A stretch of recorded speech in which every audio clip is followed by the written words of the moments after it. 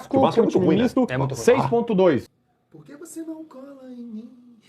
Família, que isso, hein? Aqui perto de casa agora tem tudo. É música ao vivo, pagode, funk, sertanejo.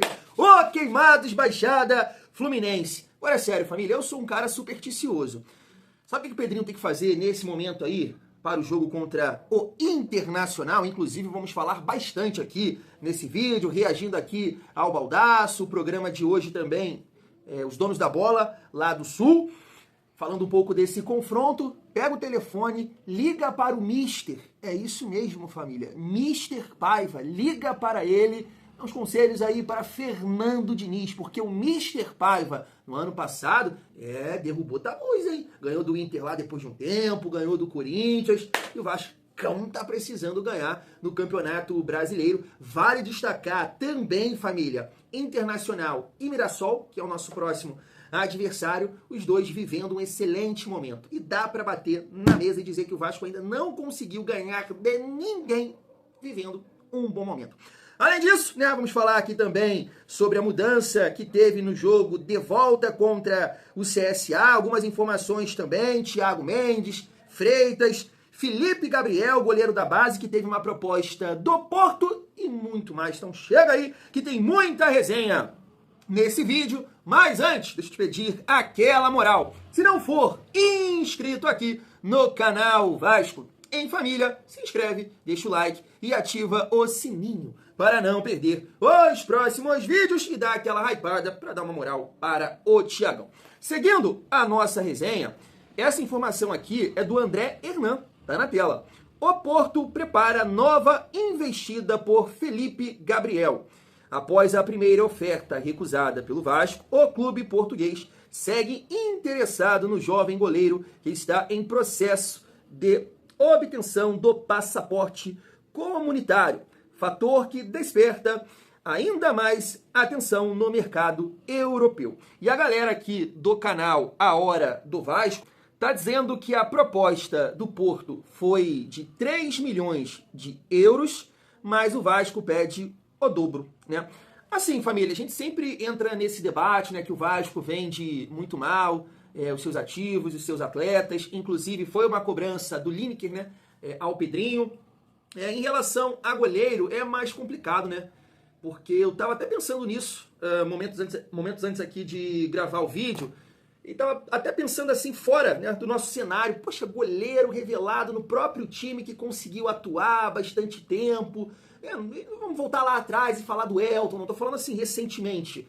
É difícil, cara, um goleiro revelado no próprio clube conseguir caminhar, né, se destacar e aí futuramente ser vendido. Eu só consigo lembrar aqui, cara, do Alisson, assim, já tem um tempo, né, no Internacional. É difícil, né, para goleiro. Então, assim, você pegando aqui os goleiros que eu lembro, Gabriel Félix, Jordi, Lucão, teve também o Alexander, o House também, né, que é aqui de Queimados, inclusive é titular, né, nesse momento lá no Vila Nova, tá jogando a Série B. Tá vendo? Assim, a gente não consegue achar goleiros que tem sequência e tudo mais. Entendo, pelo que a galera fala, que ele tem mais potencial que todos que eu citei aqui. Então eu acho que o Vasco tem que segurar, né, o goleiro ele valorizar um pouco mais, seja nas competições que ele disputa com o Vasco ou também na seleção, né? Esse ano é ano de Copa do Mundo, a gente vai até inclusive perder o Ryan, de repente ele é convocado, eu não sei se ele é titular da seleção brasileira, pode valorizar e o Vasco, né, conseguir botar um papel a mais aí no bolso, família vascaína, porque, como eu disse, é difícil imaginar, né, que o Felipe Gabriel vai ter sequência no Vasco, vai ter alguma oportunidade no Vasco, né? Léo Jardim renovou, claro, tem a possibilidade de sair, ser vendido, tudo mais, lesão, mas é difícil, né? Tem uma outra questão também, é o que o Vasco está fazendo, né? Em relação ao Barros, Figueiredo, JP, entre outros jogadores, tenta emprestar para dar rodagem. Isso aqui também pode acontecer com o Felipe Gabriel, também valorizar e aí aumentar o passe do jogador. Mas me conta aí o que você acha, família vascaína. Seguindo aqui a nossa resenha para a gente falar sobre a mudança do jogo contra o CSA. Tá aí, ó, a pedido da TV, o jogo de volta entre Vasco e CSA mudou para o dia 7/8, quinta-feira, às 8 horas em São Januário. A partida estava marcada anteriormente para o dia 5/8, às 7h30. Vale a gente pontuar aqui também, família, que o jogo contra o Juventude também foi marcado, né? Esse jogo foi adiado, tá aqui, ó, no dia 20 do 8, perdão, às 7 horas no Alfredo Jaconi. Juventude esse que a gente não conseguiu ganhar, né, no ano passado. Empatamos aqui, com um atacante lá, esqueci o nome dele, passou andando pelo Maicon, aí teve aí o Enzo lá do Charla Podcast falando que o Maicon tem vaga no Vasco. É brincadeira, né, gente? A gente tá desesperado, mas pelo amor de Deus. Então a gente vai encarar aí o Juventude no dia 20. Só pontuando aqui também, família, que eu acabei vendo agora na TNT Esportes, tá aqui, ó. Santos e Vasco vai ser no Morumbis. Esse jogo tá marcado aqui pro dia 16 do 8, né? Mas pode ter alguma mudança também. Então o Vasco vai encarar o Santos no Morumbis. Poxa, se tudo ocorrer como ocorreu aí contra o São Paulo, né? Nossa casa de festa, né? A gente deu um baile lá contra o São Paulo. Então seria, né, família, esse jogo aí no dia 7 contra o CSA. Não sei se vai acontecer aqui alguma mudança em relação ao jogo do Atlético, que é no dia 9 do 8, 16 contra o Santos.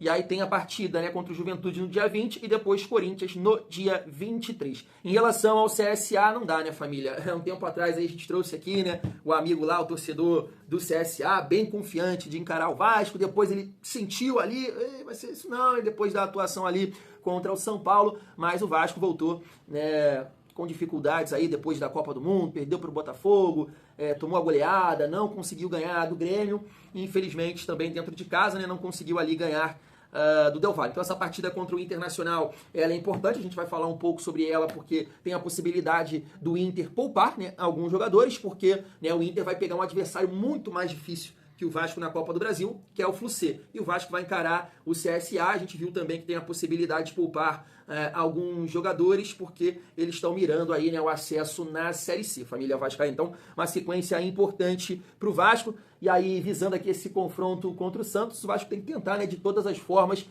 virar aí o turno melhor posicionado, né, numa uma sequência de bons resultados, porque a gente sabe, né, família, o segundo turno, você conhece bem, é sempre mais difícil, é sempre mais complicado, é doloroso, dependendo da situação, até que no ano passado, né, a gente teve um pouco mais de tranquilidade. Eu lembro que na última rodada, né, fui até pra casa do meu sogro, ele lá nervoso, foi Flu-C e Fluminense, e Palmeiras, e eu relaxadão. Não é o que eu quero, né? Eu sei que eu quero o Vasco brigando por títulos e tudo mais, mas só de estar relaxado, que não é o costume da gente, foi diferente. Eu tava ali tomando uma, relaxado, secando eles. Então, né, é importante o Vasco virar o turno numa situação melhor, família vascaína.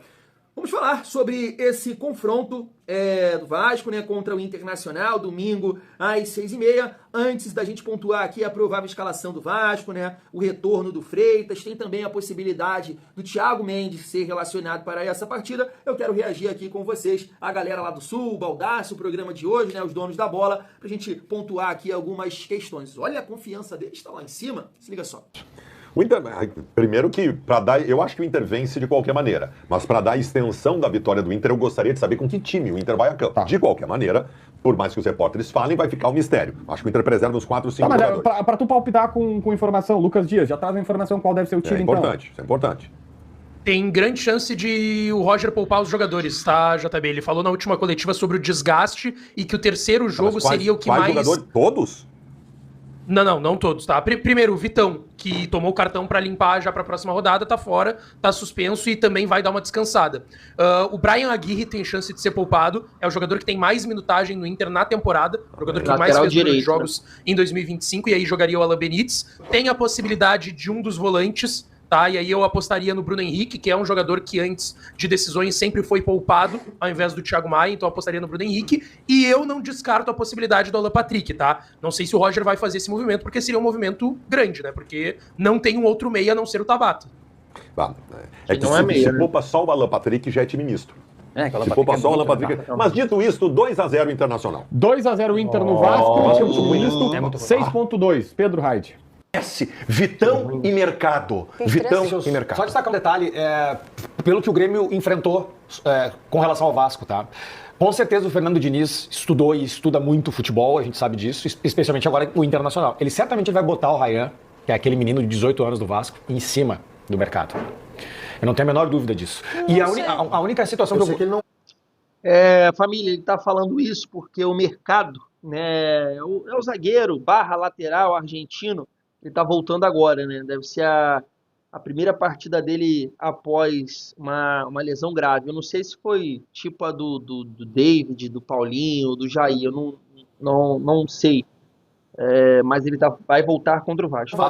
A única situação que eu gostaria de destacar é o seguinte: depois do Inter vir com a corda extremamente esticada, né, a atenção no talo, né, porque assim foi o jogo contra o Santos, né, acho que a maior dúvida com relação ao jogo contra o Vasco não é o Vasco, é justamente o Internacional, que volta e meia, Ernest, tu vai concordar comigo, de vez em quando, nos 90 minutos, cai o Wi-Fi, tira o plug da tomada, desconecta um pouco a atenção, porque a qualidade a gente não discute do Inter, é a atenção. Se entrar com a atenção igual que tem entrado nos últimos jogos, especificamente essa atenção contra o Santos, aí tá tranquilo. O problema é desatentar, sabe? É encaixar que o Vasco é qualquer gol a qualquer momento, tudo aquilo que tu sabe do Internacional que às vezes acontece. Assim, eu não vejo o Inter fazendo isso, o que eu vejo é um Inter que em vários momentos recua até de uma forma estratégica, só que parece que se tem a dimensão de que o Inter ele não vai sofrer em momento nenhum.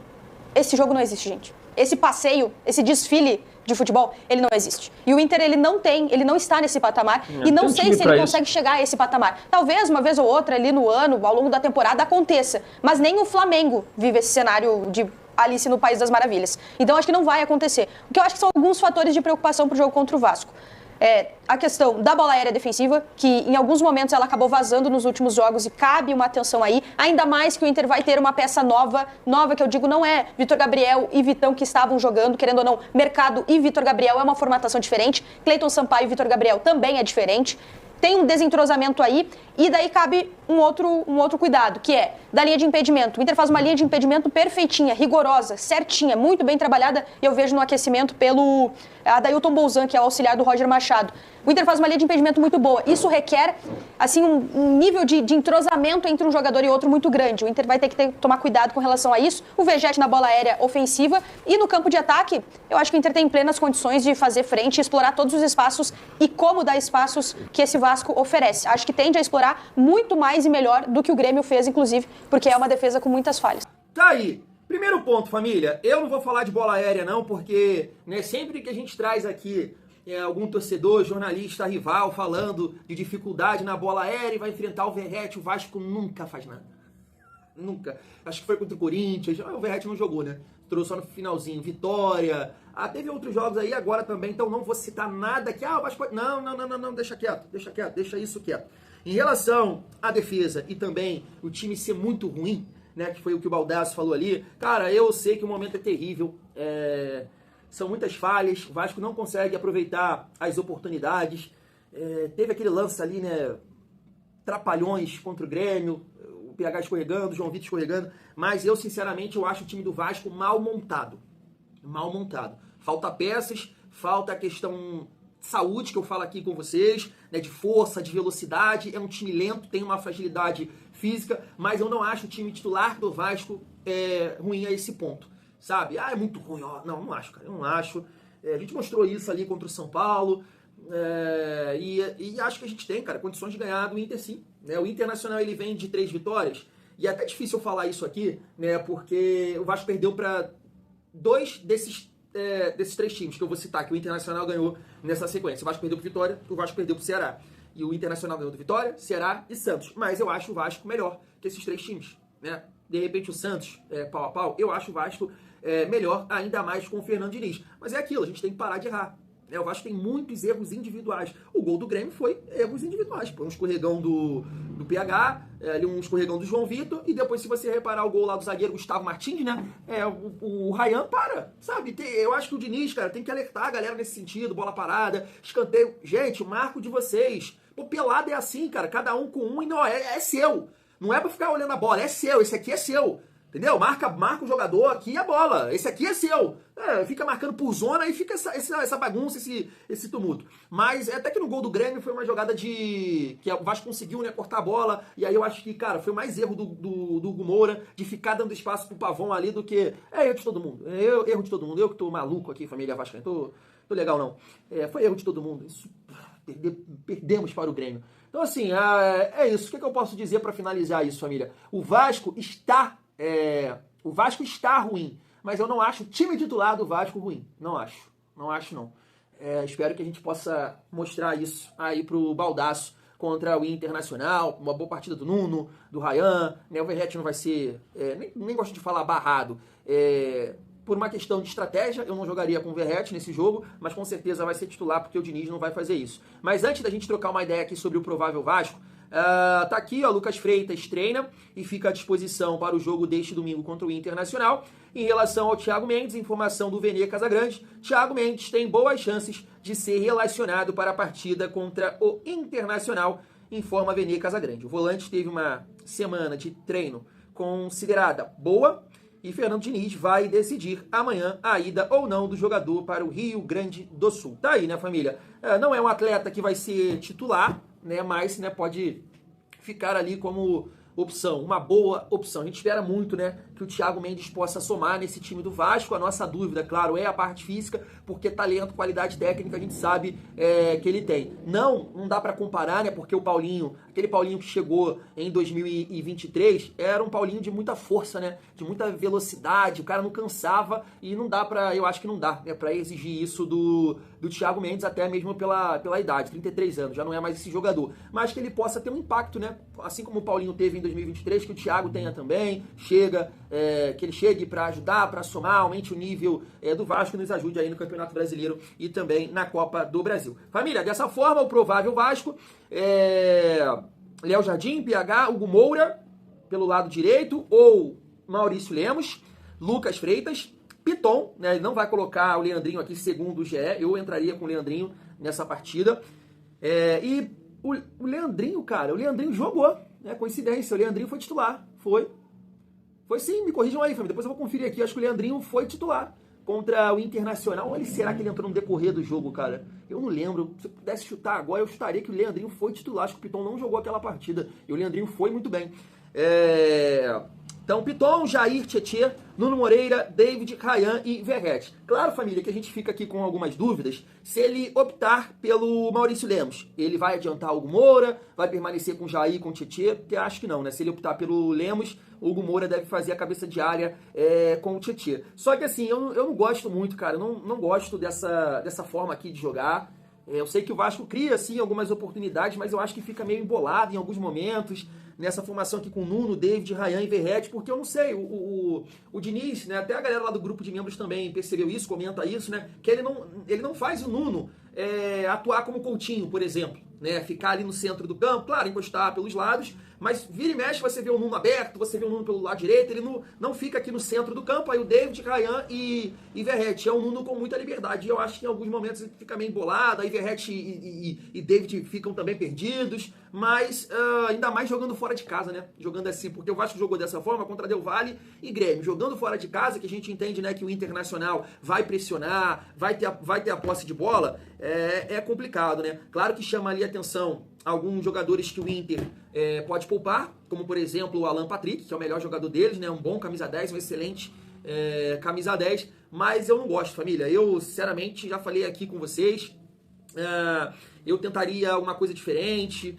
Eu sei que é difícil porque você tem poucas opções que estão, né, passando alguma confiança hoje. Mas, e até uma dificuldade também de lado, né? Lado direito, lado esquerdo. Porque a gente tem o Nuno e o David jogando hoje, e os dois gostam de jogar mais aqui pelo lado esquerdo, né?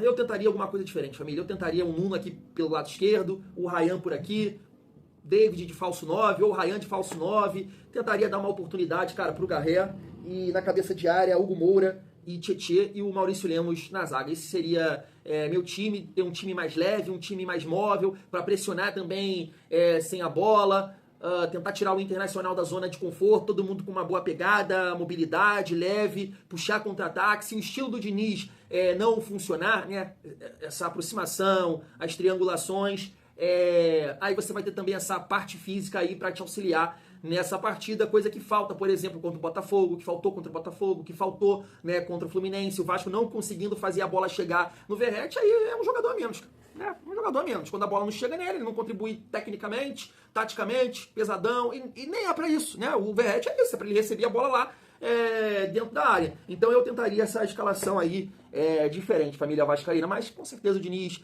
não vai fazer isso, ele vai entrar com o Verratti, e a gente vai ficar aí com essas dúvidas, e aí amanhã, né, e também no nosso vídeo de pré-jogo no domingão. A gente vai trocando uma ideia sobre isso. Fui!